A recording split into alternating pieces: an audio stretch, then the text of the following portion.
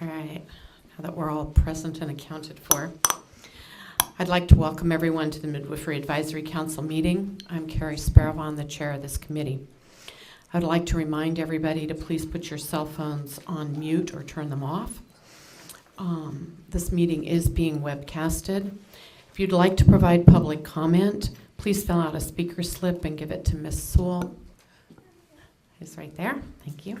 The speaker slips are in the back of the room. MAC members, a reminder that during today's meeting and all future MAC meetings, any items requiring a vote will be done by roll call vote. This means that once a motion is made and seconded, Ms. Lowe will call each of our names individually to request our vote, at which time you can vote in favor, against, or abstain. Any questions? Okay. I just want to remind everyone that the speaker slips are voluntary. You can speak without identifying yourself if you so wish. That's correct. Thank you for that. All right, I'd like to call this meeting to order. Ms. Lowe, will you call the roll, please?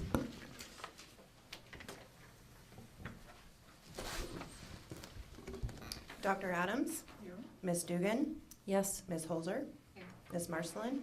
Present. Ms. Yaroslavsky? Present. Ms. Sparavon? Present. We have a quorum. All right. Agenda item 2, public comments on items that are not on the agenda.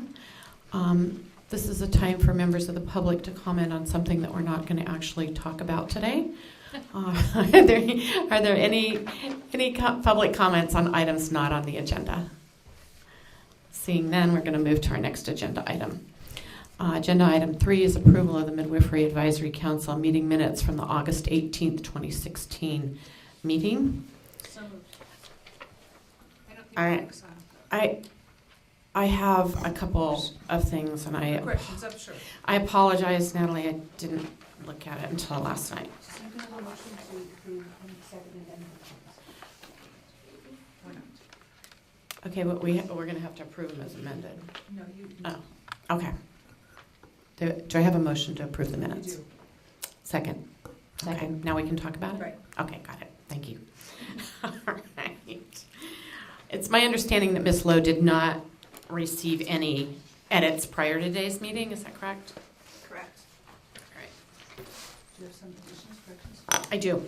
On page 4, agenda item 2, I'm just wondering, it says that CFAM was in agreement with the position taken by the California Association of Midwives in regards to physician consult requirements, but it doesn't say what CAM's position was, and I'm wondering if that actually had been stated so that we know what they were in agreement with. There was no prior comment made prior to CFAM coming up and making that statement. And CFAM themselves didn't say what that was. Okay, thank you. Not during the meeting. Okay, well, that's fine. All right. On page 7, the first paragraph, it doesn't look, my statement doesn't look correct to me. So if somebody else reads it differently,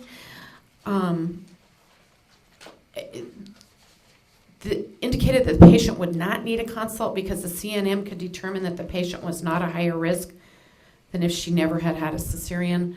That doesn't make sense, and I'm wondering if I really said that or if you guys could look at it again. We can review the webcast and determine if that needs a change. I think that what I would have meant to say was that according to their law, the CNM was going to get notes back from the physician, and then she was going to determine whether the woman was at higher risk. But she didn't really need a consult to determine that in the first place because she is at higher risk. Period. Maybe you just needed to put in not after could. Could I not think determine? you were speaking to the way the law was written. I was. Yeah. And that's why it... And the determination was left up to the CNM. But after then, the consult. She had to have a consult first. And then the CNM was going to review those records and determine if she was higher risk. And my thought on it was that she didn't need a consult to determine that because any woman who's had a prior cesarean is at slightly increased risk in the next pregnancy. So I might have said it that way, but reading it back, it doesn't make sense. So if you look at it, I'd appreciate it. think what you were saying was that even if the consult came back that she was at higher risk, she could still determine that she was, even though at higher risk, acceptable for a home birth. I That's think how was the end result of the way the law was written. And I think you said then it doesn't make sense because she can determine if she's too high risk for a home birth or acceptable for a home birth in light of any condition. I think that, but specifically for this one, feedback. Yeah. The webcast will clarify I can figure that out. So do we have to then pend approval of the minutes to the next meeting, or? We can review the webcast if you want to table the approval. Or That's do you up want to it you. included is the question. The question should be more, do you want it included in the approval? Is it necessary? I think it's necessary to be clear. If I really said that, fine, if that's verbatim what I said, but it doesn't make sense the So way you it is. could have the minutes approved with any corrections as per the. Okay, that works. So you're changing your, Yeah, I would change the Motion. motion to reflect that okay. with that mic that works. This one work? Yeah. This one is. And then the second needs to approve the. And the second Okay, so also- I approve that. I think the motion should be restated. To approve the minutes as written, but with any additional corrections as viewed from the webcast. Great, I second that.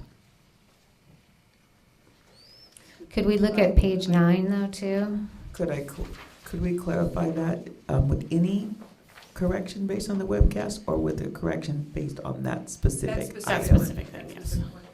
But we're still we're still up in discussion on the minutes, if there are any additional corrections or additions. Okay, what have you got, Diane? I'm just wondering on page 9, fourth paragraph up from the bottom, last sentence added that on the positive side it was uniformed, and maybe it would be a way to move forward. Is that the word, uniformed?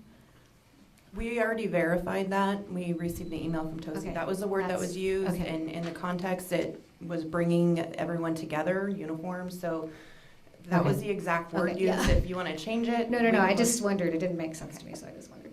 It's fine. Okay. Any other comments on the minutes? Okay. Is there any public comment on the minutes from our last meeting? All right, seeing none, Ms. Lowe, would you call the roll for a vote, please? Dr. Adams, Approve. Ms. Dugan, Approved. Ms. Holzer, Approved? Ms. Marcelin, Approved. Ms. Yaroslavsky, Approved. Ms. Sparlon. Approved.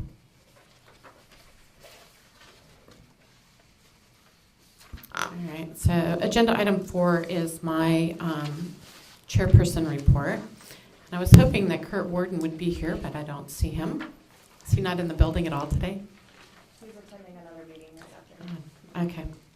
I just wanted to acknowledge his participation and help as we have moved from being a little tiny committee of the medical board to being a full council, and it's been greatly appreciated. Mr. Warden is retiring at the end of this month, and I actually have a card for him. Maybe you can give it to him, Kim. So I just wanted to make that public acknowledgement. All right. And that's really all I have in terms of a report. I would like to take this time to mention that Ms. Marceline's term expires the end of June in 2017, and the announcement for the position will be sent fairly soon, and voting will occur at the March MAC meeting. And I believe Ms. Marceline said at the last meeting that she did not intend to reapply. Correct. Okay. Agenda item 5. Does anybody have any comments on my report? No, it was excellent. Okay, thank you. All right. Any public comment? No. All right. So agenda item 5 is an update on the continuing regulatory efforts required by Assembly Bill 1308. Ms. Webb, please.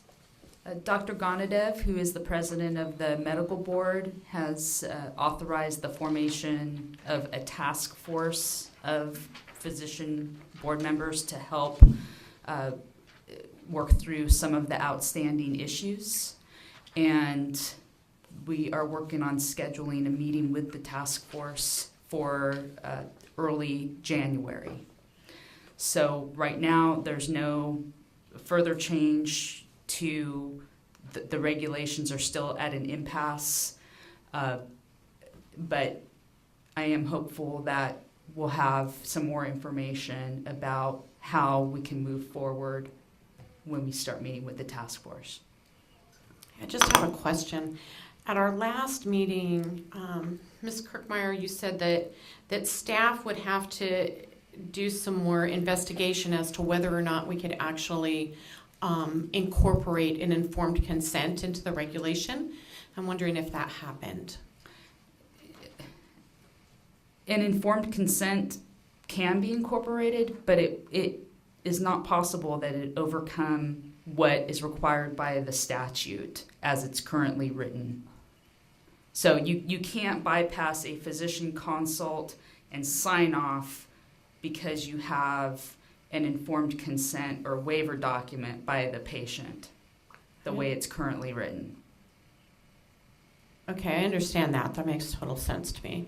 What I guess my ask is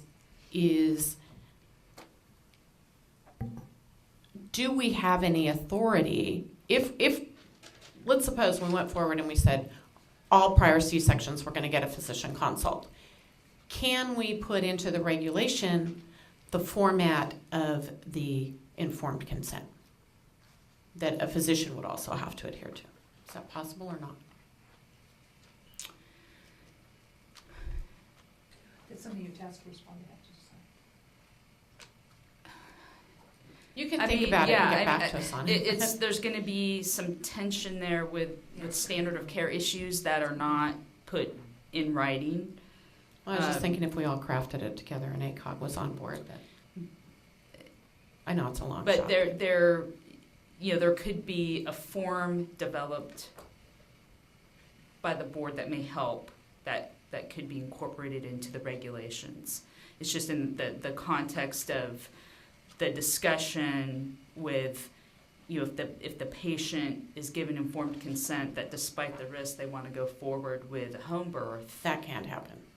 that can't bypass the physician consult and sign off. I understand that. Okay. I'm just trying to figure out ways we can be creative. I have a question too. Who all will be on the task force? Dr. Sharon Levine and Dr. Michelle Bolot. And would there be any, I guess there's no midwives or public on this task force? The task force will meet with members of CAM and ACOG Okay, thank you. and Ms. Sparrow. All right. Is there any other comment on this agenda item from the council? No. How about comment from the public? Will this be publicly noticed? The task force? Will the task force be publicly noticed? Not this initial. Not the first meeting. Okay. All right. Any other comments? All right. Rosanna Davis with CAM and CALM. Is the task force meeting scheduled yet? It's to be scheduled, is that right? It's to be scheduled, yes. Thanks. I think we were looking at early part of the year, yes?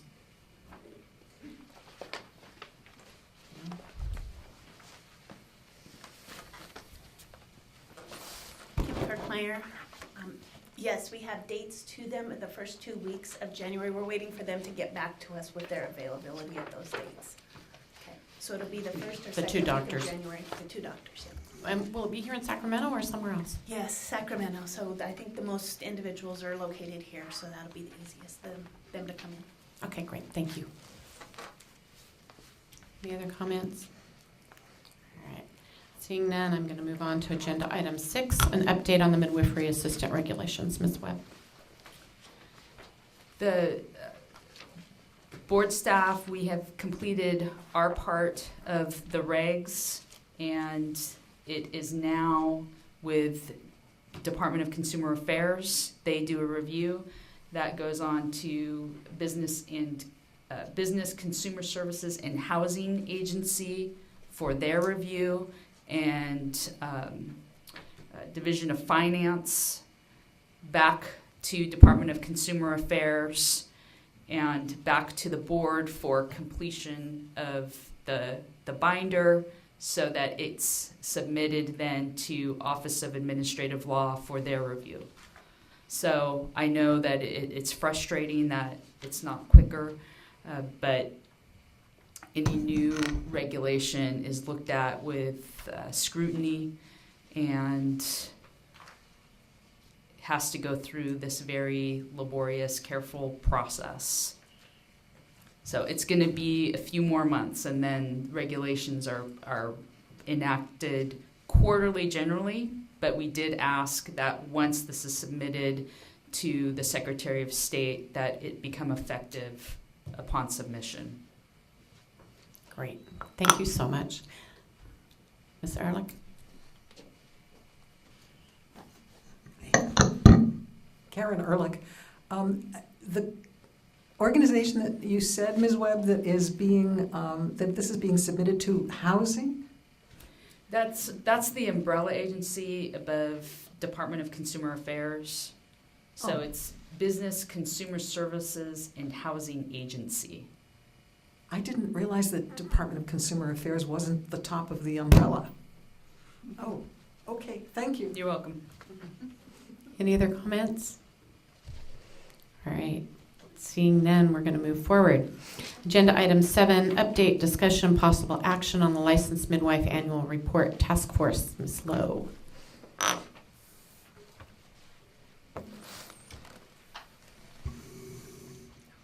So I will be providing a brief overview of the results of the survey that was sent out requesting feedback of licensed midwives on the reporting format of the LMAR.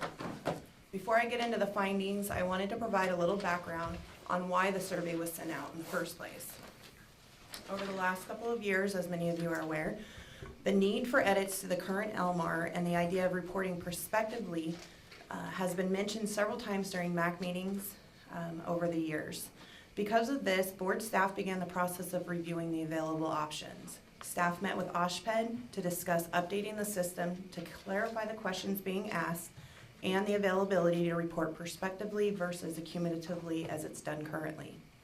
During that meeting, it was discussed that all data, whichever way we ended up doing it, would have to be reported the same way. We couldn't have some reporting accumulatively and some prospectively. So before we made a decision, we felt that we needed to obtain feedback from all licensed midwives in California, which is why we sent that survey.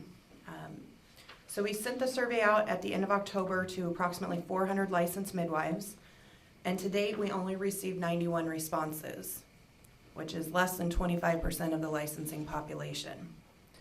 The main question that was being addressed on the survey was how the data should be reported, accumulatively or prospectively. If we were to move towards a reporting system that would allow data to be reported prospectively, the board's IT office would be taking on the task of creating a new program, and then once that was completed, would hand that off to OSHPD to maintain. However, if we were to stay with the current method of reporting, we would work with OSHPD to revise the current system. We could update the questions, we could update the format, and so on. Upon receipt of the surveys, I've reviewed all of the 91 that were submitted.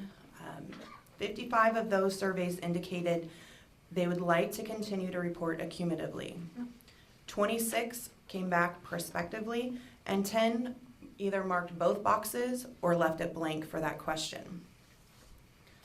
I reviewed all of the comments that were provided, and it appears that some midwives were concerned that moving to a prospective reporting tool would be too time-consuming. Others felt that reporting prospectively would allow for better data to be submitted. But nearly a third of all the surveys submitted requested moving towards using MANA for submitting the data. When I say a third of those, really what that comes down to, it's a third of a quarter of your midwife population, which is really only 6%. So keep that in mind. Regardless, The idea of moving towards MANA for reporting statistics has been discussed at great length during many MAC meetings, and the board has informed the MAC on more than one occasion that using MANA is not an option. We understand that many midwives currently utilize MANA for reporting, as well as other states for their data collection, but the board will not be moving forward in that direction. In 2014, AB 1308 did amend Section 2516 of the Business and Professions Code to include a section that allows the board, with input from the MAC, to adjust the data elements reported to better coordinate with other reporting systems, including MANA. It also encourages midwives to utilize systems such as MANA concurrently for better data tracking. The reason that we began looking into revising the LMAR was because it was determined that we needed to continue to use a system maintained by OSHPD. Because of this, again, our options are to revise the current system or to build a new one to allow the data to be reported prospectively and then hand it off to OSHPD. At this time, the MAC should be discussing whether they want to proceed based on the data that was received, or if further studies are needed, and if so, what other action could be taken in order to obtain a consensus on how the future reporting will look like. Can I ask you, Natalie, please, for people that may not have been present for all of the discussions about why the board does not want to use MANA, could you just restate it for everybody, please? The main reason, to my knowledge, is that it's because it is an organization, it's not a private organization, it's the Midwifery's association. It is their own association, so it's not a private individual organization. I think that it could have been seen more that way 5 or 10 years ago. I would say now the National Association of Certified Professional Midwives is really the national organization for the professional credential. What is currently housed at MANA is the statistics and a national conference. There's not you couldn't say it's the same as the ACNM, for instance, or the same as ACOG in that regard anymore, I don't believe. So we might want to talk about that some more. Just saying. I have real reservations about creating a prospective data collection system that's going to be created by people that don't have the skills to really do that. I know that the MANA system has been perfected and revised over the years, and it was no easy chore. And I also know that when we created the Licensed Midwife Annual Reporting Tool, those of us who created it were not experts in creating such a thing, and that's why we have the problems with it that we have. So I'm personally reluctant to start over. I would much rather see us, if we're not going to move to MANA, to best as we can fix the tool that we currently have.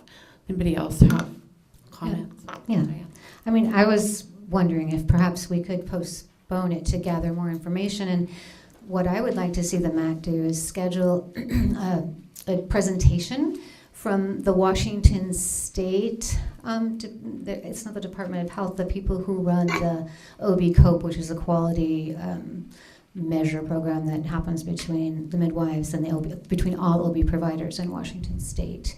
And they are using MANA stats. They are combining all the hospital stats and the MANA stats together into one thing, and maybe get a presentation from the the staff of the state who are administrating that program to talk to us about how it's working in Washington and if there's problems with it being a midwifery association or not, because I think it's going very well, and I think it might be something that the board could hear as well, so that they can see how, in fact, this data can be used to an advantage, and it would be much less costly for California to adopt that rather than, it's not, there's going to be cost, but it's not going to be as much cost as creating a whole new system. And I would also just again point out that of the results, the majority of the responses indicated to continue to report accumulatively. I think that's because they didn't want a new, I don't know for sure, but I don't know that there's a way to parse out whether that was because they didn't want to use MANA or they didn't want the board to create a prospective tool. Or because they already do MANA and they don't want to do two, Exactly. because that's a really, that is a That's burden. But I think what you're saying, Ms. Lowe, is that it's really the board that has the issue with using MANA stats. And so if we're having a presentation from another state that uses it in the way that we'd like to possibly see it here, then the presentation needs to be to the board, not Yeah. to the midwives. Most of us are fairly well convinced. So I think that we all need to realize a little bit of what the pushback has been and why. Thank you, Barbara. Okay, so the issue is, for example, within the medical board, doctors that are licensed by the medical board would not be part of a reporting period to CMA.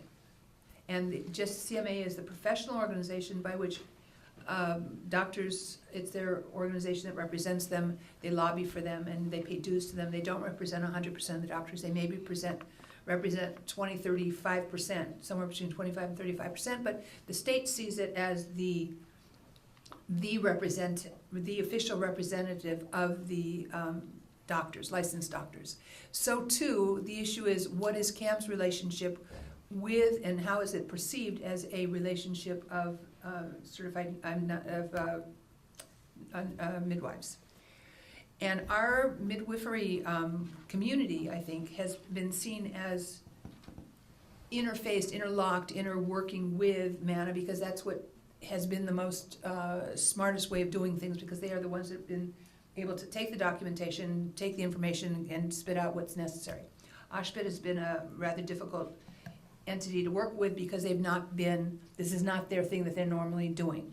I think, though, that on a go-forward basis, that unless there's some way of having OSHPD, who is the state official receptacle for data, so we have to understand they are the receptacle for all data for anything that's done within the state of California, for anything official.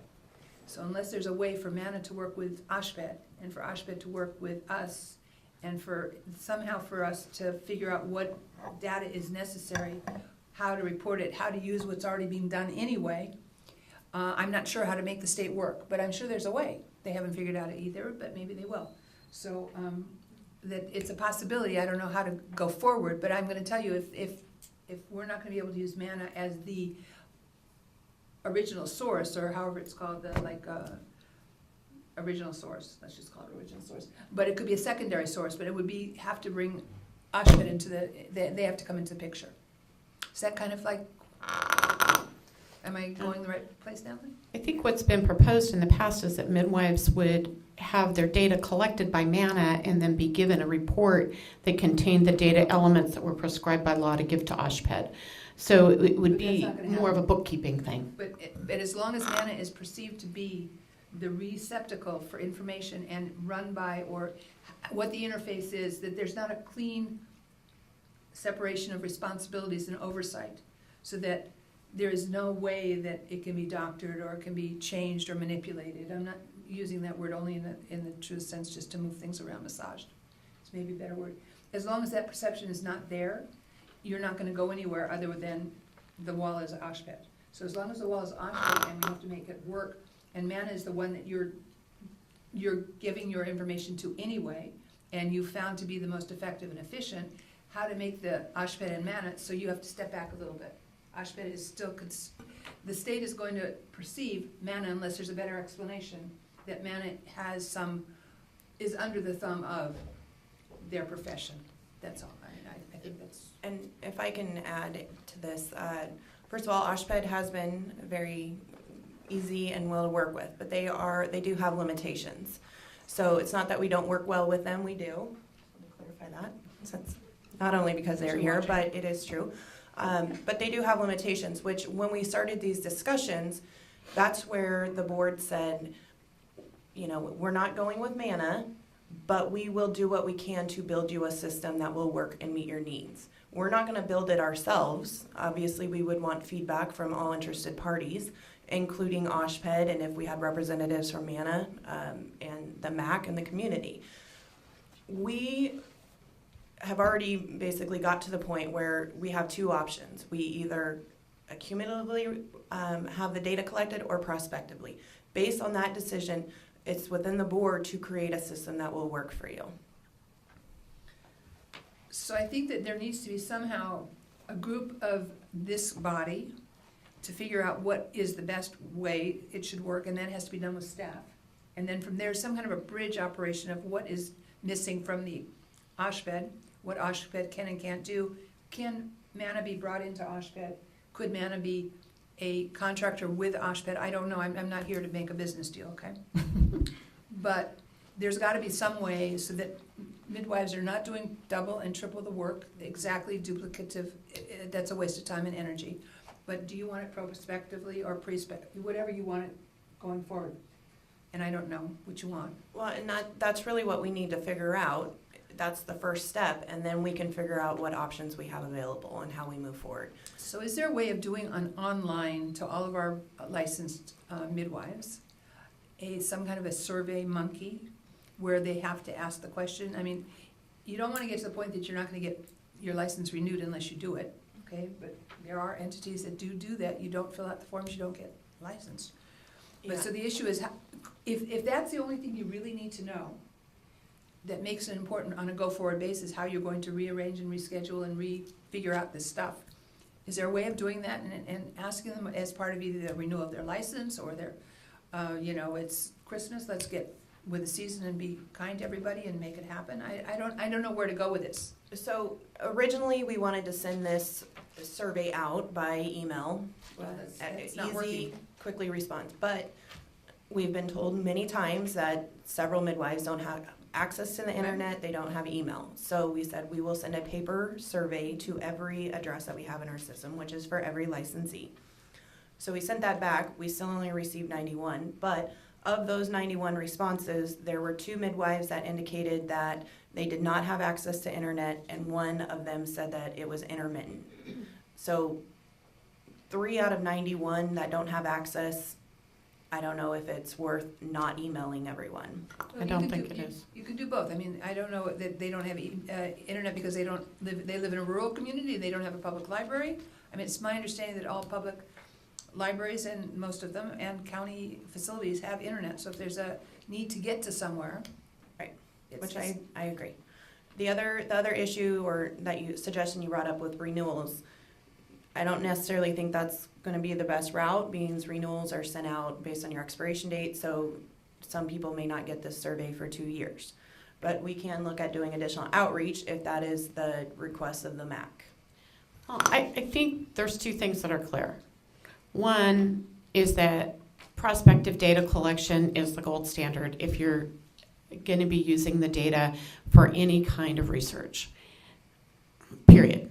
That's the kind of data that is respected in the scientific community. So I think really what we need to ask ourselves is, why are we collecting the data? I mean, what do we want from this data?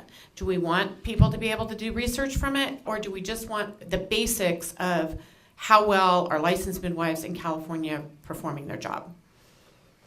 And if we really just want to know how well we're performing our job, we can tweak the tool we have and have the answer without having to go through the effort of creating a prospective tool that many midwives are already using through MANA, and filling out the LMAR after you've done the MANA stats is not that difficult. Do we have to go back to the legislature to change it? Yes. We do, yeah. I have a question. I keep hearing prospective.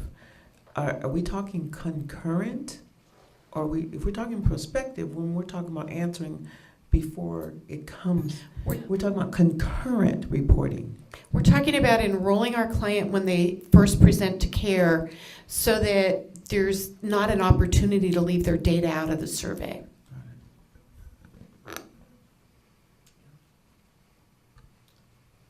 Wouldn't we, as California, want to be able to use this data for research, though? I know I'm not a midwife and I get that, but it seems to me that it's really important that people are informed about midwifery, and the more research we have in the state, I know that MANA is a big part of that too, but it sounds like that's not an option here. I Oxford agree doesn't with do you, research, do they? and we do use the Elmar data. The problem with not collecting it in a very methodical, scientific way is that it can be called into question. That's the problem with it. And so, you know, being devil's advocate here, it can look really good on paper and not actually reflect the truth. Whereas you have a much better confidence that if you enroll your client when they enter care, you're not really going to be able to leave them out of your data set 6 months later after they've delivered and didn't have an optimal outcome. So we kind of have to weigh that, and I'm not sure that we have the resources necessary to create a prospective data collection system for this state. Just for an example, looking at the statistics that we have collected, there's someone who had a uterine rupture, but we don't even know if that woman had a cesarean section or not, because they're not You're right. coordinated. Right. But that we could fix. Yes. That we could easily fix. And the other thing is the believability of data. In my experience, people don't look at data, they look at their own experience in the world, and they make decisions based on their emotional response. We've had studies back to the 1910s about midwifery care, and it doesn't seem to matter. Good point. Sure, but I think that on a go-forward basis, when you have to think about the professionalism of the occupation and the need for what is going to come down the pipeline as far as collaborative care models, as far as opportunities for insurance reimbursement, for all sorts of everything, you can't look at today and you can't look at yesterday, you have to look at tomorrow. We don't even know exactly what tomorrow's going to bring, but as professionally and as respectfully as possible to make things, you have to do it. Oh, I'm not arguing against I'm not arguing, period. collecting the data or improving the system.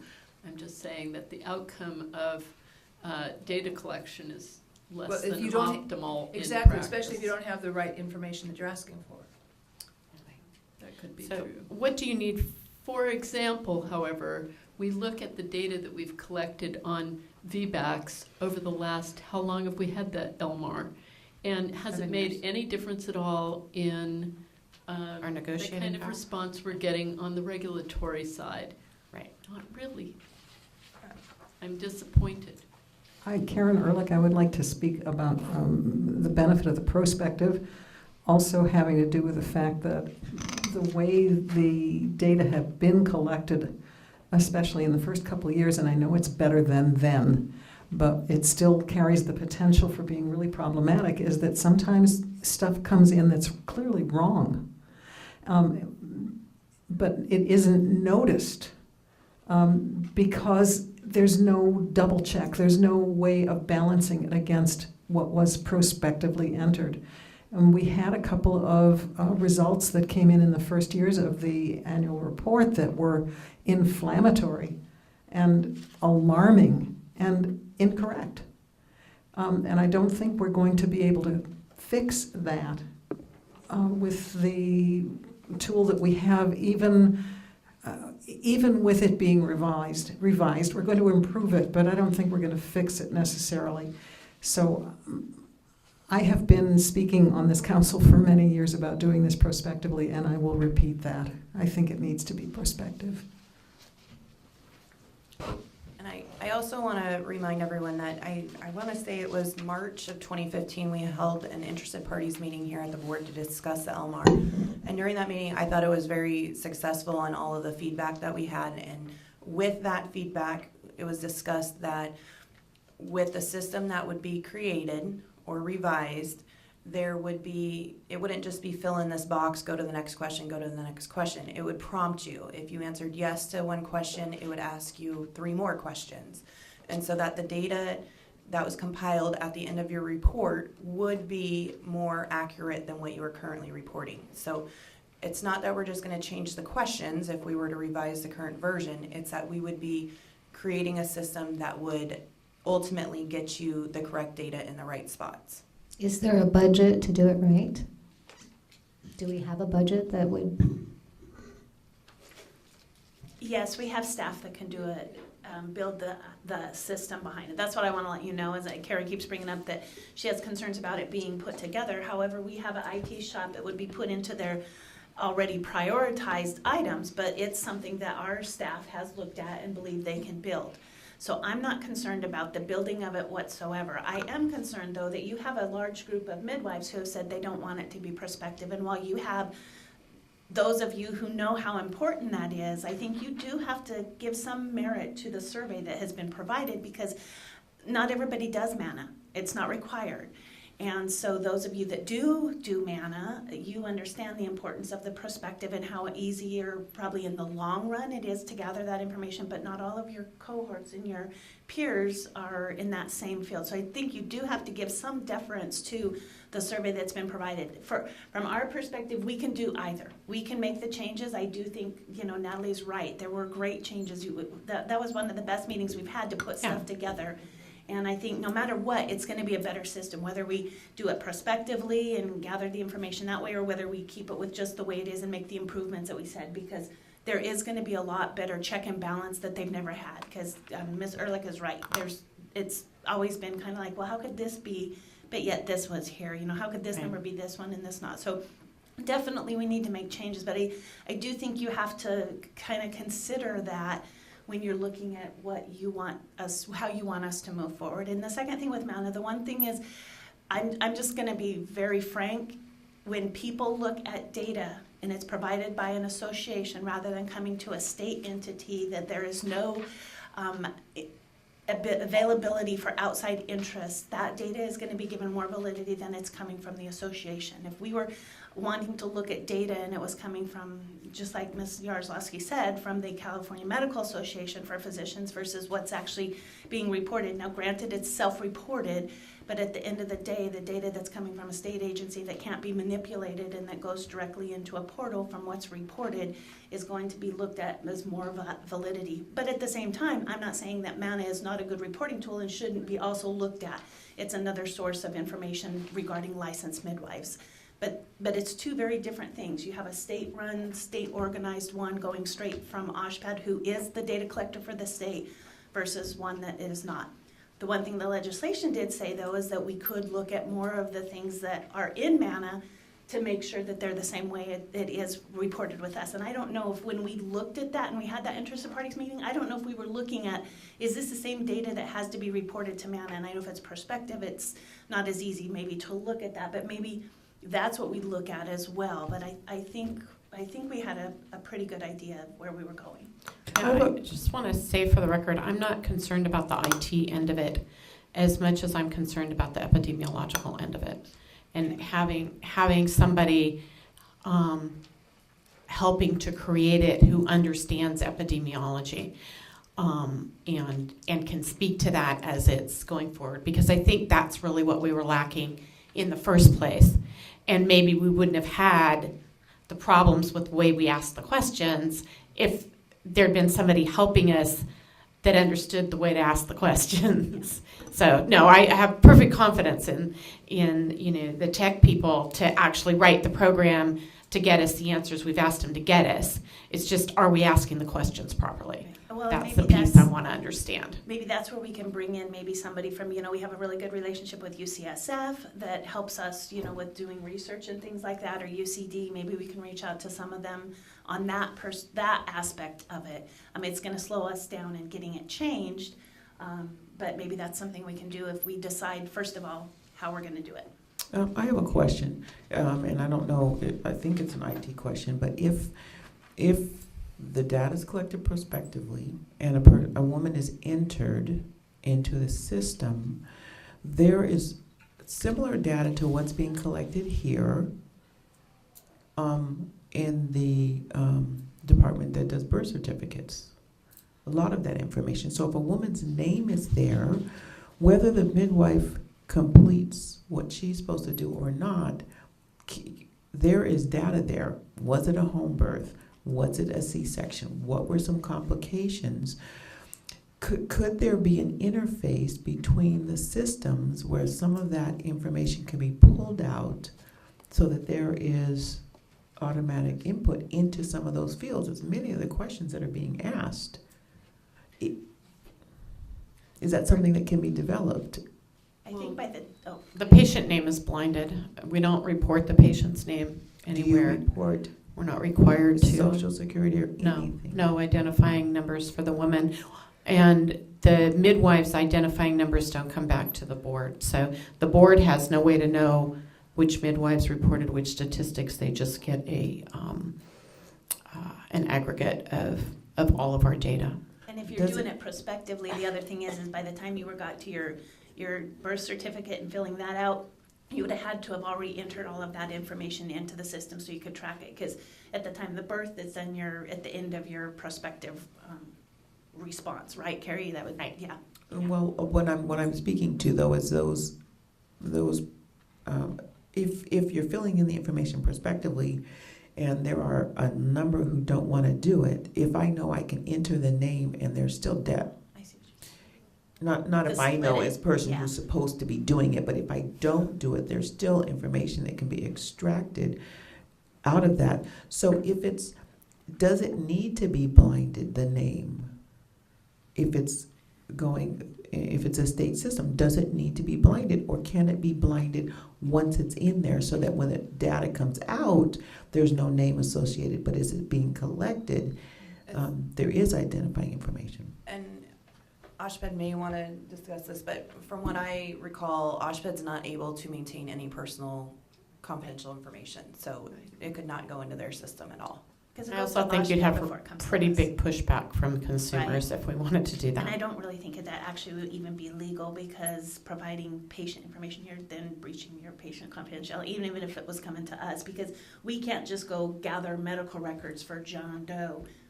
We have to have their authorization to do that, so. And even for Manistats, even though the client's name isn't part of it, they have to give their consent to be part of the study. So I have two issues. One is that there may be a need to figure out a way to do better outreach, better education. We maybe need to take a look at the associations that midwives do belong to, the communities they belong to, and they need to understand that there's a survey coming and the importance of that survey and what it means to the future of the profession.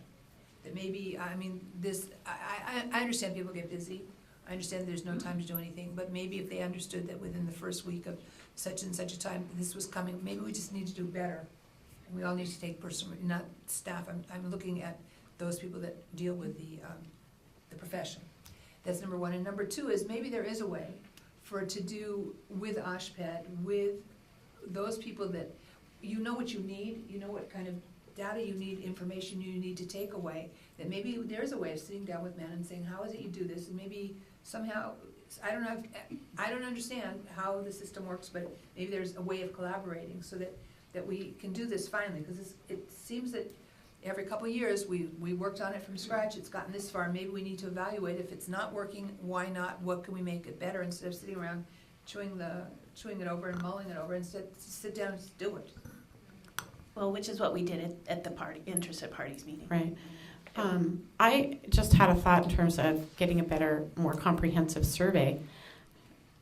I'm guessing it's probably not possible, but what if we tacked it on to the Elmar report for this year, and they couldn't submit the report until they filled out the survey? Oh. Is there a way to do that? That's better than a fine, that's good, that's good. We could. I mean, we'd have to say it was optional, because we can't require them to do it, because the law doesn't authorize us to require them to fill out this part of the survey.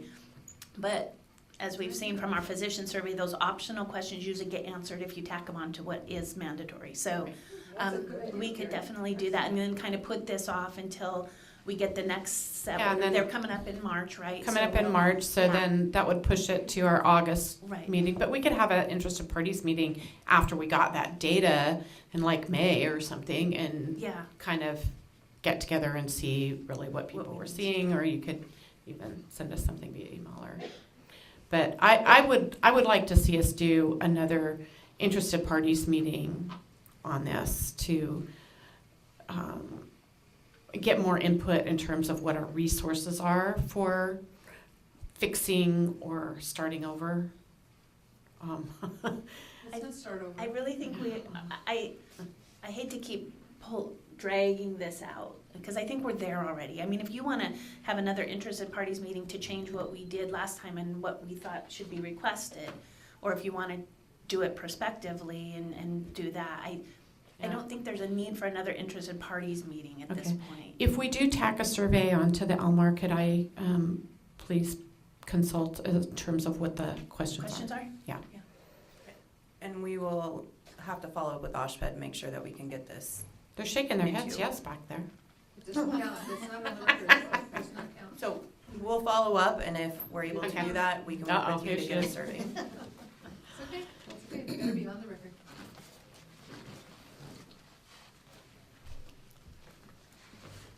Hi, I'm Robin Strong from OSHPD, and we are really close to the end of the year. It's December 1st, and we are loading the licensee data into our database, ready to open the report in the new year in the next 2 weeks. So this is a pretty late ask for programming changes, and so I don't know what kind of technical resources would be required to integrate that into a requirement for filing the report. Yeah, me So either. I can't make any promises. This is a pretty late ask, especially since we don't have requirements to give to our technical folks at this Well, point. If it has to be optional anyway, could there just be a link to a SurveyMonkey survey? That would be easy, right? You could do that. Which we could talk further after this Okay, well, if you meeting. can make it happen, that would be great. Sounds good. And if we can, we will. Okay, so what I need to know, Ms. Lowe, is what do you need from us to go forward? Do you need a motion? What do you need? I would think that we would just need a recommendation to proceed with obtaining more research on what the midwives are looking for. So Okay, I don't need anything official. so moved. Do I have a second? Second. All right. Any comment? Questions from the audience? Sure, Mr. Ackerman has What, something. what is the motion? The motion is to go forward and gather more information about what the midwives want in a go-forward way. So attempt additional outreach. Yes. So that can include It could include a survey attached to the Elmar. email, written Email, correspondence. You guys can write letters in your, notices in your journals, whatever, Yeah, I think that was done, but go ahead. I'm Katie Bueller. I'm a licensed midwife. For me, the restriction of by the time I opened the envelope, Ms. Lowe, and I was just late getting the envelope open. I was really interested in it, and then I had to either fax it or mail it, and the fax was not possible for me, and the mail wasn't going to make it by the 18th. So for me, like the email or the online option was kind of Much what I was better. expecting. It would be very helpful, I think, to get our midwives to submit the surveys. Bruce, did you still want to say something?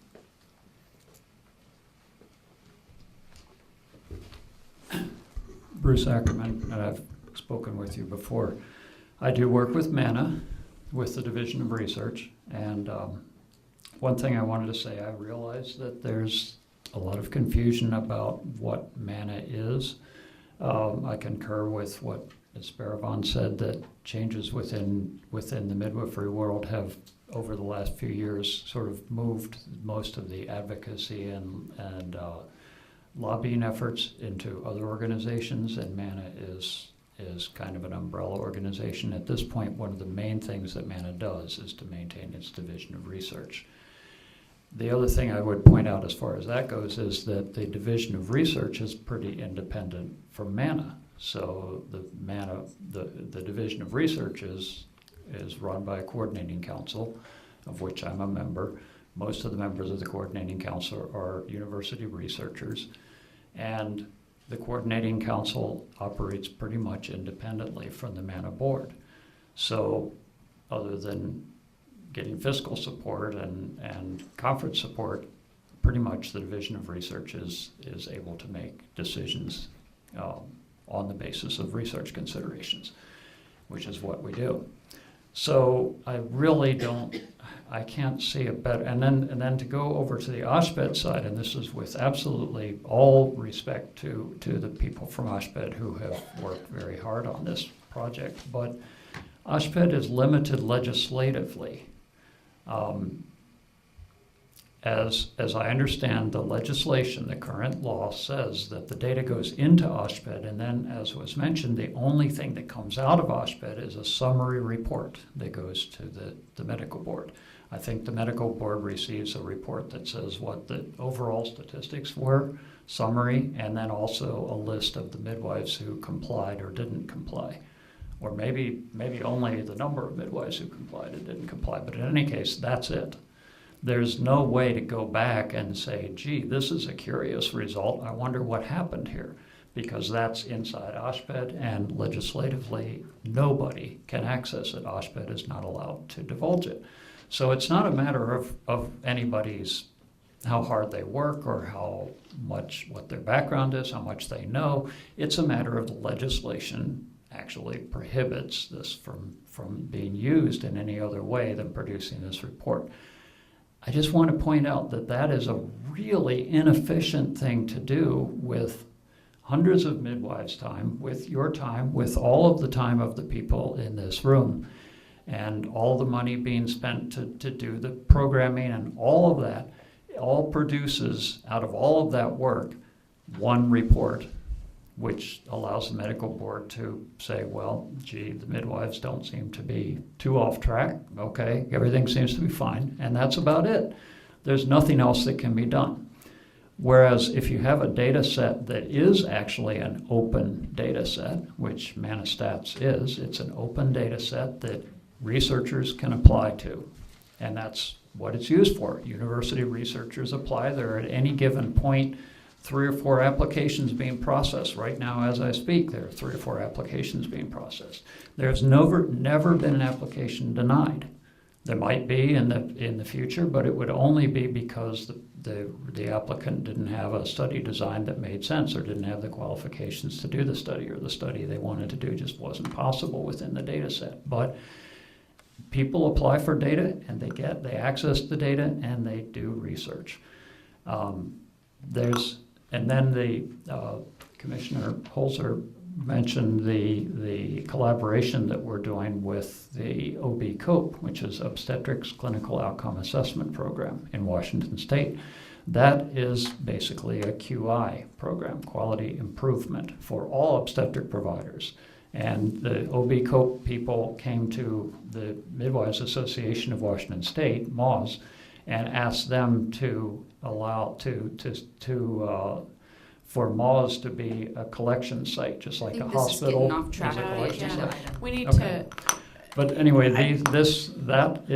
that's an example of a QI process, and that's another benefit of the data. So I think what we want to work toward is for data collection to have as many values as possible, as many benefits to consumers ultimately by providing better care, to the profession, to the medical board for being able to provide oversight, all the values for research to understand about birth, understand about care, all the different things that can come out of data collection, because it's a lot of work to collect these data. So, Bruce? Thank you. Bruce, are you Yes. suggesting then that really we need a legislative fix because the LMAR is not designed to do what we've been discussing it could do? It's only designed to give a report of a few numbers to the medical board and nothing else? well, Because if it's only designed to do that, and we're spending all this time and money on a annual report that doesn't do what we want, then do we need some different law that requires something different? Because quality assurance isn't really what the outcome It's designed of for, our right. LMAR is. Right. I mean, Right. we have to look at what are the goals of collecting this, and if you've pointed out that it's meeting its goals so far, but it's not the goal that most of us would like to see research do. I think that there are a lot of really good sidebars here, and I think that maybe it's time for the state midwifery organizations and consumer groups to re-examine whether the LMAR is doing the work that is helpful to consumers and the public in general. And if it's not, then it's up to those organizations to look to a legislative fix for that. This body can't really do that. So I want to, unless somebody has something more to say about how the motion that's on the table, Well, I want to go ahead and move forward. try to answer Ms. Marceline's question, I would say there's several different approaches, and with regard to the specific topic right now of surveying the licensed midwives, the survey that was sent sounds like, I didn't see the survey and certainly didn't take it, but it sounds like it's kind of like asking someone whether you want a red car or a car with no wheels. You know, well, if you want a blue car, it's not a good choice because, of course, you want a car with wheels, but, you know, what are you going to do? And so a prospective system within the confines of the way the LMAR is set up right now, where that essentially means midwives are going to have to do two completely separate systems. And the one that is required by state, or they don't have to, they can drop out of manistats or not do them.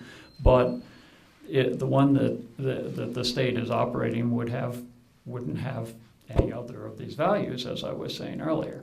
And so maybe people don't like that approach, but that doesn't necessarily mean that midwife doesn't think that prospective data collection is a value. It's just that the options presented don't allow it to be practical. So I think maybe you should consider several different options. Please conclude. And try to need to finish. clarify what they are and see what results you get from that. I think Thank you. that the proposal that's on the table is to go forward with more data collection, and Ms. Lowe and myself are going to work on crafting those questions. Is that everybody's understanding? Yes. All right. Any more comments on that particular? Yeah, I guess my only question is, why did we put the LMAR in there in the first place? Talk to Faith. I can't answer that for you, even Right, though I was but- at that table, but I don't It's know. because the But- medical but board wait, didn't wait, believe wait. that midwifery care was safe, and we said we would prove it was, and if we could prove it was, then we could get our law passed. Right, All that but stuff. that's Yeah, not really no, happening. because it came way after that. So we're really digressing, and we need to move forward.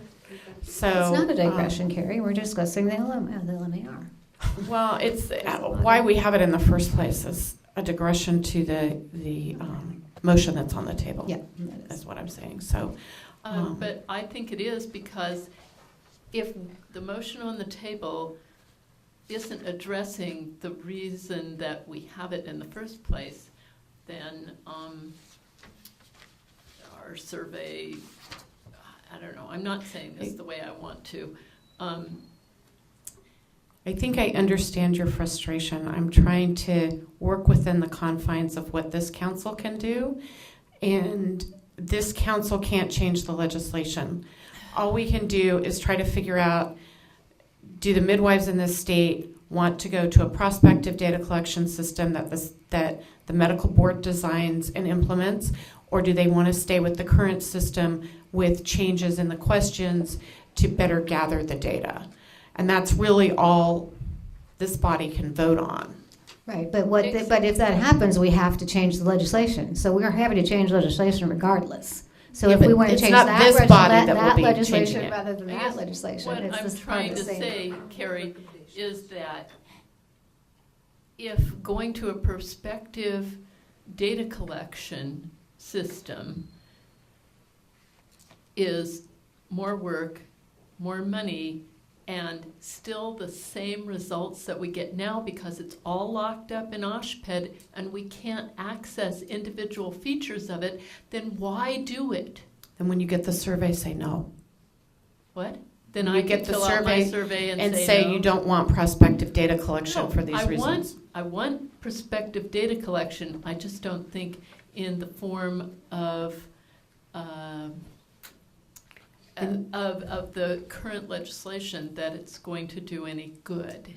Then what needs to happen is you need to work with your state organization to get the law changed. So here's what can happen right now. Thank you. There's a motion on the table that's been seconded. People have commented on it, and Ms. Barravon can call the vote. If it doesn't pass, to continue further outreach, you can suggest not taking any further action. It remains as it is right now, and individuals can lobby the legislature to change the law.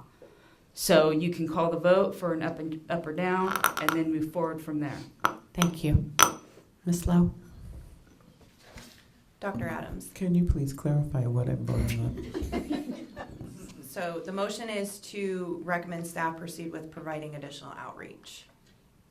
And a survey that you and I are going to craft the language of. Okay, I vote yes. Including survey.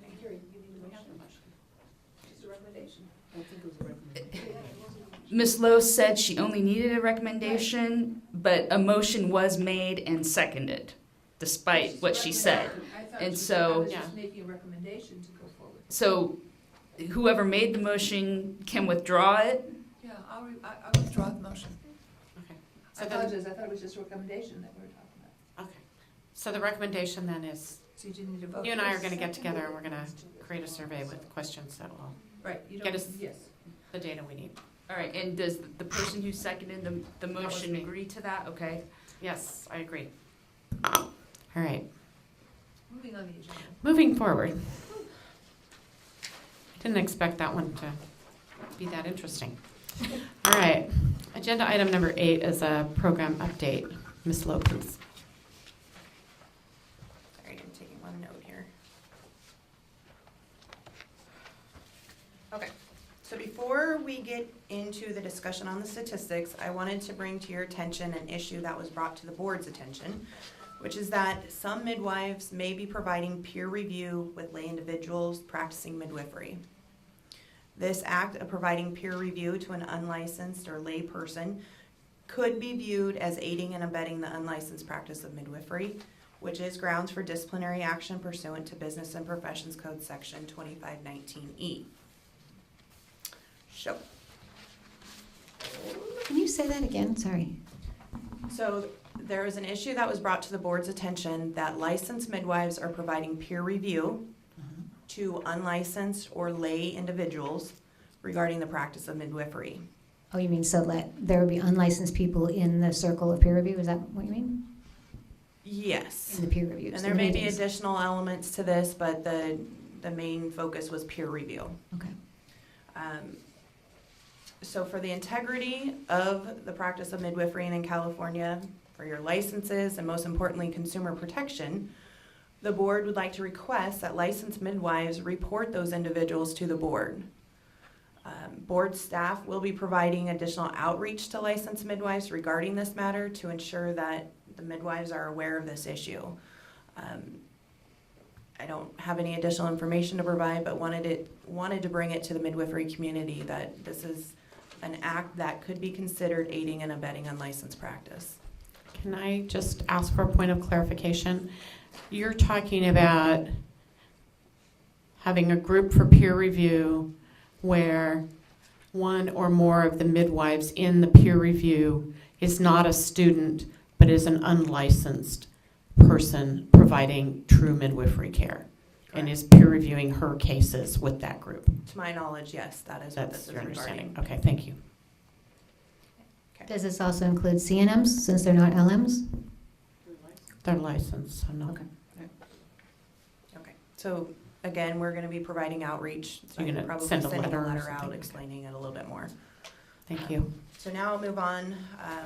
Pretty briefly, the licensing statistics were provided on page 15 of your packets. There's nothing really that stands out too much. If anyone has any questions of the statistics, I can help answer them. If not, I'm just going to move along to the hospital reporting forms on the next page. Are there any questions on licensing? Okay. So page 16 of your packets are the hospital transfer reporting forms. As you can see, the first quarter of the fiscal year, we received 61 reports for licensed midwives for transfers. I think it's interesting to note that 61 is basically 45% of the total number that we received last year. So we are starting to see more reports come in, which is a good thing, because transfers are not a bad thing to a hospital, but they do need to be reported to the board. So hopefully those numbers will continue to rise. And then down the road, once that form is eventually revised, then more outreach will be done. But this is a good sign so far. I'd like to ask that when you do the Elmar report, at whatever MAC meeting that is, probably August, that you correlate, if you can, the number of transfers to hospital with the number of forms you got. And we did mention that in our update in August, and Okay. we'll do that again next year. Thank you. Okay, so moving on to page 17 of your packets, which are the enforcement statistics. During the last quarter, the board received 16 new complaints. 7 of those were for licensed midwives and 9 were for unlicensed individuals. And there were no referrals for disciplinary or criminal actions. Are there any questions? Does that mean 9 different individuals or 9 complaints? It could be the same It midwife. could be the same, or it could be 9 individual. That information is not available. I see that the number of investigations currently open, total of 15. So there were 16 referrals and 15 of those cases are still open. Investigations currently open could be from complaints that were forwarded during a different quarter or different fiscal quarter. So you can't necessarily correlate those I numbers. don't see one-to-one. 15. Where are we seeing 15? And between the licensed and licensed and 8 non-licensed. under unlicensed. For complaints or investigations currently open, for licensed is 7, unlicensed is 8, for a total of 15 currently open. Okay, I see it. So I'd be very careful about mixing the two numbers, okay? Because it becomes then a number of 15. And it's not a number of 15, it's a number of licensed midwives versus unlicensed midwives. And the numbers, when you start to combine them, don't look good for the numbers on reports. So be For license. No, yeah, be careful I about just- the conversation here. Well, she said there were a total of 17 But that's reports. not, I'm not, Yeah. my comments are directed to Ms. Lowe specifically. There was a total, I just mentioned the individual complaints received, So I would and then I did the caution us breakdown. all to take a look at this, and when we do it, to And maybe do it separately. They're totally two different entities. Because it's really, It is broken down separately in the packets, and I But when you're indicated that there. reporting it to us, please just keep it. just remember people on the webcast can't see it. Okay, They don't see that there's That 2 number tables becomes there. a number in people's heads versus the reality of what licensed midwives are involved. So I just want to be careful about. Thank you, Barbara. okay. If there are no further questions, we're going to move on to item C of the agenda item, which is on page 18 of your packets. Hopefully this will be a very brief update here. At the last MAC meeting, when we presented the report or the results of the 2015 Elmar, the summary, it was brought up that it would be nice to see a side-by-side comparison of previous year's data. So the board staff, Anne Marie, she has compiled all of the data from the last report in 2015 back to 2011. Each section is included except the breakdown by county, because that data to compile year by year would be not viewable, reasonable. So I don't really want to discuss the data here because we've already discussed it each year, but I wanted to provide you an opportunity to review the report. If you have any questions on how it is formatted, or we've missed something that you are expecting to see, we would like to hear that. You don't have to say it at today's meeting necessarily, but you will start seeing this at in August each year when we report the Elmar. But It's great. Thank you. Super. Thank you so much. I did have one question on Part B. Is there written somewhere that's accessible to consumers the process for following a complaint through? Like the board receives the complaint and then what happens? What's the process to either deciding it has no merit or taking it ahead to investigation? I believe there is a brochure on our website called How Complaints Are Handled. And I'm sure there's additional information also on our website under the Consumers tab. Okay, thank you. Okay. If there are no other questions, that concludes my update. Thank you. Any comment from the public? From members of the MAC? All right. Seeing none, we're going to go forward. Agenda item 9 is a report from the California Association of Licensed Midwives on the new quality care program by Rosanna Davis. I need to move so I can see it. It's right here, it's right here in your packet. Oh, okay, where? Under 9? Should turn this on earlier. Thank you.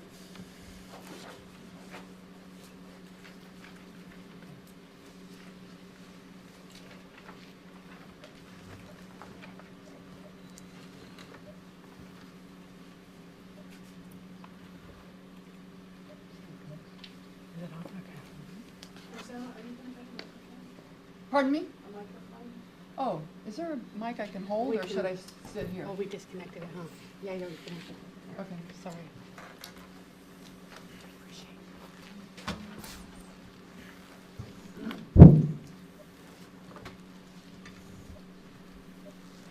Did it come up?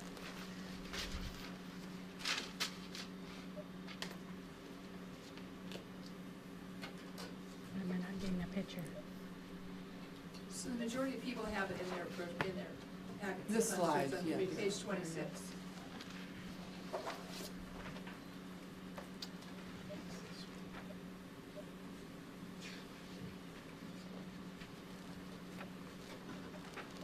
Oh, I need a cable. What's this cable? Oh, there we go. But why is it not? Do you want me to turn the lights? Yeah. Good afternoon. I'm Rosanna Davis, licensed midwife from the San Francisco Bay Area. I'm also president of both California Association of Midwives and the newly formed California Association of Licensed Midwives. Today I'm here to present about a quality care initiative for California licensed midwives. The goal of such a quality care program will be to define and improve quality care with licensed midwives, support licensed midwives in providing quality care, document and research licensed midwifery care to identify areas for improvement, and most importantly, improve collaboration with hospital and medical providers in order to facilitate access to higher levels of care in the interest of safety and quality for California families. Before I continue, I want to make sure that you are all up to date on changes with the organization of California Association of Midwives this year. Recently, CAM grew into two organizations. CAM gave birth to California Association of Licensed Midwives this year.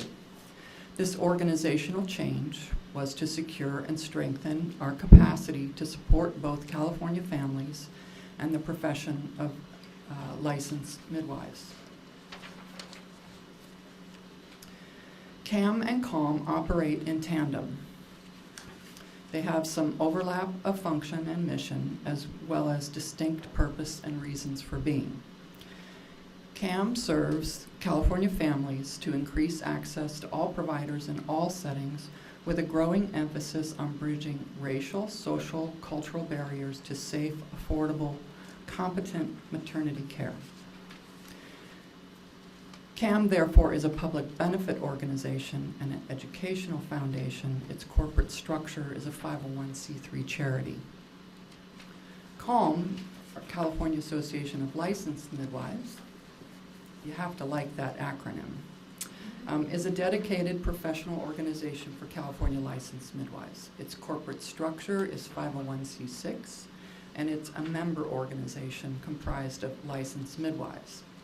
CALM also takes great interest in patient autonomy of decision-making, access to safe care, but it is also now the legislative and policy advocate for California licensed midwives.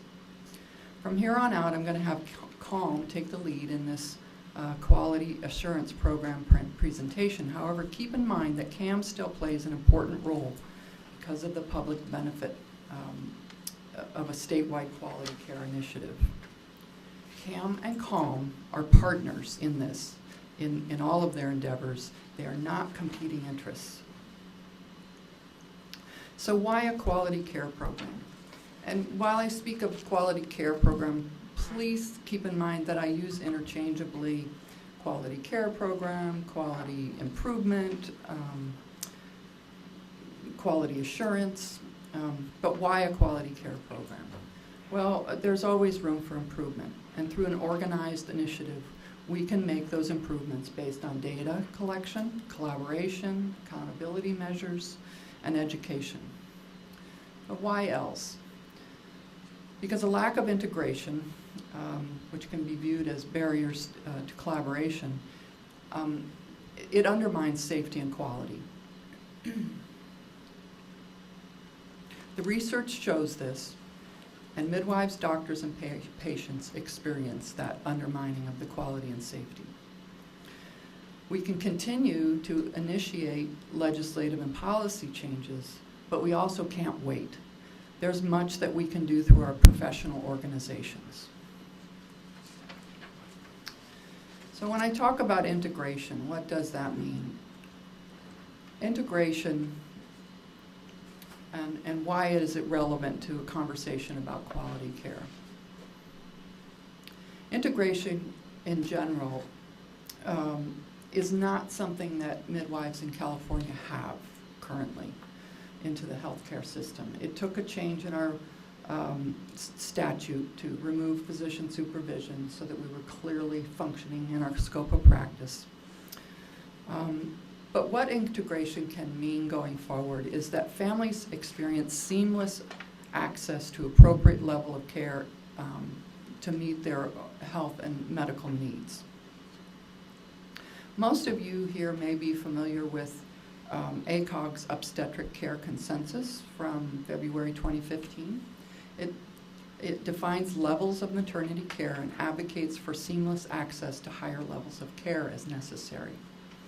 It's a very important paper. It does acknowledge midwives as primary care providers. What it doesn't do is acknowledge that home birth is a level of care. It does talk about birth centers as a level of care. But most of us here understand that there's not much difference between the care that's provided in the home and a birth center. For families receiving care with licensed midwives, there continue to be barriers to access of higher levels of care, and therefore we function in a system that undermines quality and safety. There is a system failure, I want to point that out, that needs to be remedied. That system failure will be fixed when midwives and physicians can better collaborate for their patients and for higher levels of care when needed. So how is integration related to quality and safety? The studies show that the integration of midwives and collaboration with physicians, the outcomes are comparable. We've seen that from a study from the Netherlands, where they compared low-risk pregnancies by place of birth. They found that planning a home birth does not increase risks of perinatal mortality or severe perinatal morbidity among low-risk women, provided the maternity care system facilitates this choice through the availability of well-trained midwives and through a good transportation and referral system.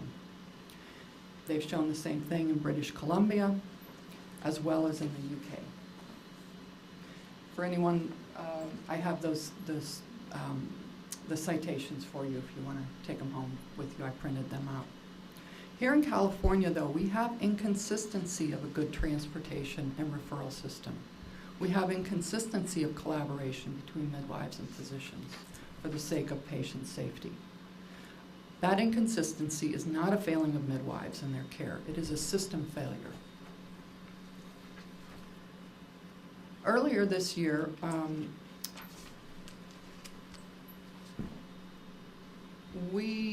Cam did a survey, and I think you remember me coming in and reporting about that. That survey was to learn more about what was happening around the state. We learned that in some places, integration and collaboration was happening fairly effectively. As an example, earlier this year, I took a first-time mom to the hospital whose labor had arrested at home after many hours. The local hospital, when she was admitted, she was able to push her baby out without complication. We had transferred because there were what we call pink flags. Her labor was not progressing. We were in a rural location. Her contractions had spread out. There were just too many things that made it wise to go to the hospital. We did transfer to a hospital where they're very familiar with midwives and home birth. They go out of their way to say to the patient, sorry, you had to change your plans. What can we do to accommodate you and your baby now? I gave my report to the doctor directly, as is required of us. After requesting a call back from the physician, he did in fact call. And when I gave my report to the doctor directly, the nurse subsequently came in with her transfer form for the medical board. Everything went seamlessly. However, that's not what's going on everywhere, and everyone deserves to have that kind of quality care and access. For instance, in this other situation, in another part of the state, the client called her midwife to report that she was in early labor. The partner, whose first wife had had 2 kids at home, reported that there was much bleeding, and he thought it wasn't normal. So the midwife instructed the client to put on a pad which filled with blood in several minutes, and a subsequent photo of the situation. It was clear that there was excessive bleeding going on. The midwife directed them to go straight to the hospital, which was 5 minutes from their home. The midwife called ahead to the hospital, informed the charge nurse of the situation, and recommended that they be ready for a C-section because the midwife's assessment of the situation, there was probably a partial or abruption going on. However, when the midwife met the couple at the hospital and found them in triage, the woman was laboring without a fetal monitor and in a puddle of blood that was half of a liter already. It was 40 minutes until the nurse was made an assessment, put on a fetal monitor, and that was only after the midwife had asked several times that the nurse come in and make an assessment and get a fetal monitor on. The nurse's assessment that it was heavy bloody show and that it was normal. The doctor didn't do a direct assessment until 2 hours after the admission. During the midwife's report eventually to the doctor made comments to the midwife during the report. You know, she detailed GBS status, the baby was vertex, and each time the doctor said, "How do you know that?" And the midwife answered through direct assessment, through testing. After a few hours, Pitocin was started, and eventually fetal distress set in, and there was a crash C-section approximately 6 hours after admission. The APGARs were 3, 7, and 8. A partial abruption was confirmed. Estimated interpartum blood loss was 1 liter. So a little bit of what can happen when communication is poor, people don't understand their roles, and this idea that everyone needs to have access to higher levels of care when it's needed. So our goal with the quality care program is safety for all families receiving licensed midwife care. So the 4 pillars of this proposed program are data collection and research, professional collaboration, professional clinical guidelines and accountability measures. In the development of this plan, we've studied what others are doing in Washington, Oregon, and New York State. We've also looked to medical models of quality improvement, such as described in Quint Studer's book, Hardwiring Excellence. Say that again? Hardwiring Excellence, Quentin Studer. So speaking of data collection and research, if you can't measure it, you can't manage it, and we can't get no respect. There are no perfect answers to our data collection currently. We are encouraging all midwives to participate in MANA, as well as submit their LMAR in a timely way. We're trying to make inroads as well with the Department of, and when I say we, I mean our professional association in collaboration with Susan Jenkins, our attorney. We're trying to get re-implemented the field for planned place of birth in the birth certificates. This will improve quality of birth certificate data for out-of-hospital birth. So I would like to encourage us all to keep thinking innovatively about how we can get better data collection, including better participation of the licensed midwives, to point to our great outcomes, but also to examine and subsequently measure where we can make improvements. The Calm Quality Care Program will also have its own data set. Actually, we've already set that up through MANA. So any Calm members and quality care participants will have their own MANA data set. We plan to have a webinar and newsletter items to motivate participation both in MANA, but also to understand some of the survey questions that will be going out from the MAC and the medical board staff. Quality care depends on professional collaboration. We all want to pull in the same direction. That's easier when we acknowledge we all want the same thing, quality and safety. We can't seem to legislate collaboration because of competing interests. I'm not ruling out that possibility, but we can still be moving forward as a profession. How can we do that? Well, it starts with education and dialogue and building professional relationships. Many OBs and nurses don't know what our scope of practice is, and if we don't tell them, no one else will. We also don't know sometimes what they need from us that might be missing currently if we don't ask them. So we'll do it one hospital at a time. We're currently creating an interactive workshop for hospital providers. The goal of the workshop is creating better collaboration and guidelines for transfers. We call the overall project Calm Transitions. It's a statewide program to facilitate safe, collaborative transfers of maternity and newborn care from the community to the hospital. We, of course, will look at work already done by Home Birth Summit and their best practice guidelines so that we are not reinventing what is already good stuff. Another important aspect of the Calm QA program is clinical guidelines. Plan is to currently adopt what we already have, which the clinical guidelines that are posted on the medical board website. But if we own them as a profession, we can update them and expand them as evidence arises that it's appropriate to change them.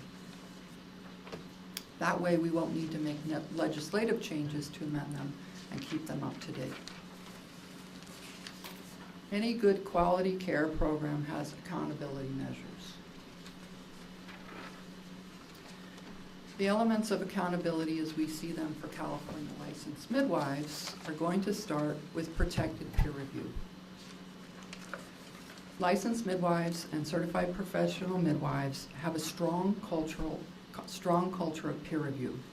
However, in California, licensed midwives are currently not on the list of healthcare providers that are extended protected peer review. Protection means protecting the participants in peer review from being subpoenaed in the event of of a license or incident investigation and/or a lawsuit. CAM and CALM have plans to put forward a bill that would add licensed midwives to the list of care providers with protected peer review. CALM will then have recommended peer review guidelines and a mechanism for incident review with trained and experienced reviewers for sentinel events. Lastly, accountability is not possible without getting feedback from the people we work with and the people we work for. So the plan is to have surveys, patient to hospital, patient to midwife, midwife to hospital, and physician to midwife, particularly when there's a transfer that occurs. Also essential to a quality care program is ongoing education and training. There is sometimes a cultural overemphasis on normal in midwifery care, but an essential aspect of midwifery care is clinical judgment and emergency skills. While midwives may also do social and emotional labor support, their primary function is supervision, clinical assessment, clinical decision-making when variation or complications arise, and responding in a timely way when urgencies and emergencies arise. Also, just as important are transfers and corrections before situations become urgencies or emergencies. Midwives can also enhance their skills for professional assertive communication, for instance, using SBAR for handoffs. Does everybody know what SBAR is? Situation, background, assessment, recommendation. It's an acronym for the elements that you want to communicate when you're making a transfer.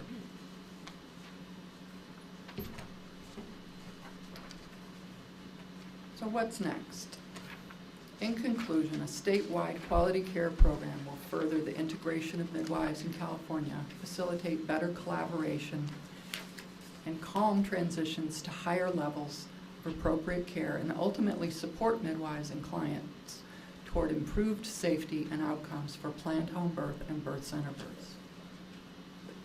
The pace at which we will implement this will depend on the financial and volunteer resources we can put together.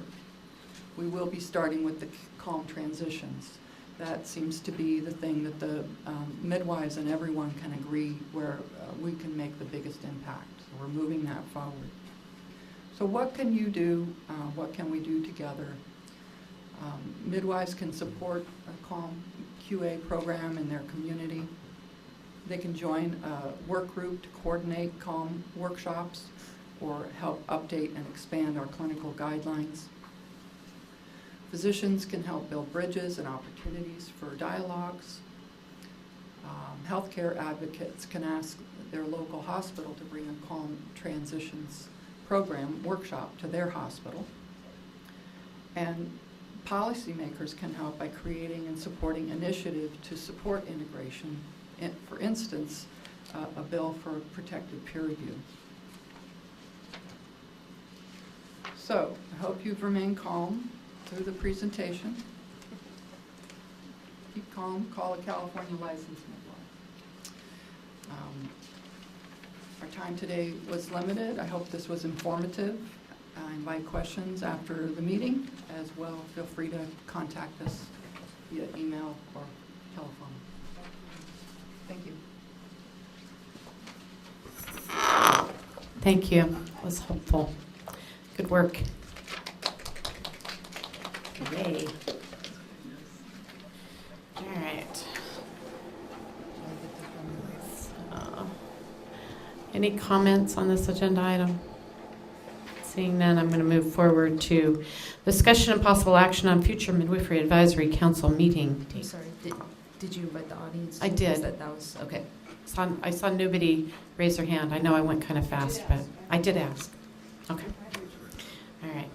So, council members, tab 10, page 47 of your booklet. We need to choose some dates for next year. March. I have on 16. Okay, so March 9th or March 16th? Anybody have preferences? 9th for me. I'd rather have the 16th, but. And if I remember right, Passover and Easter in April this year. I'd rather do the 16th too, if that's possible.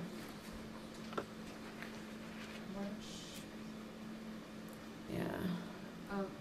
The 7th, 8th is BRN meeting, so I don't know where they let,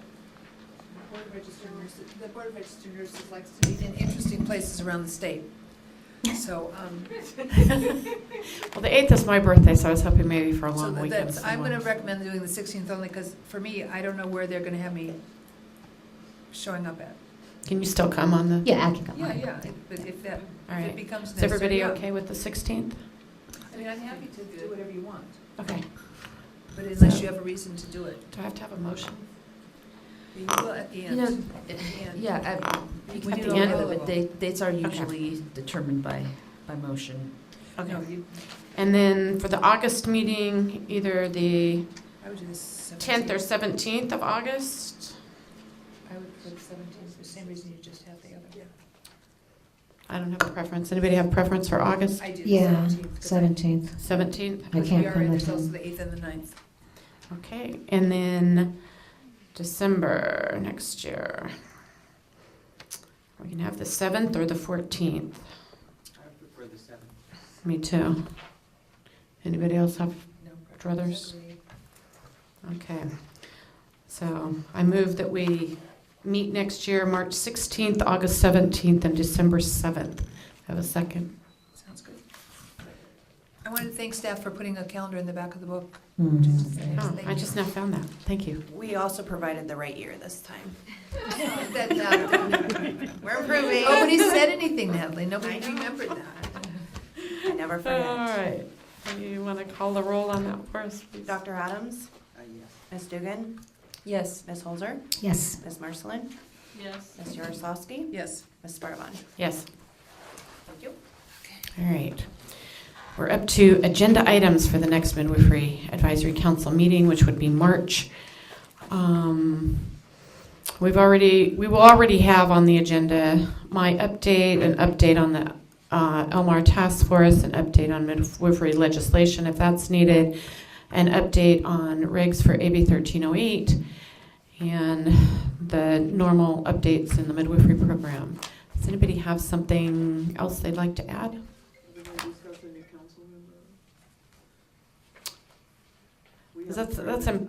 That's in program update, isn't it?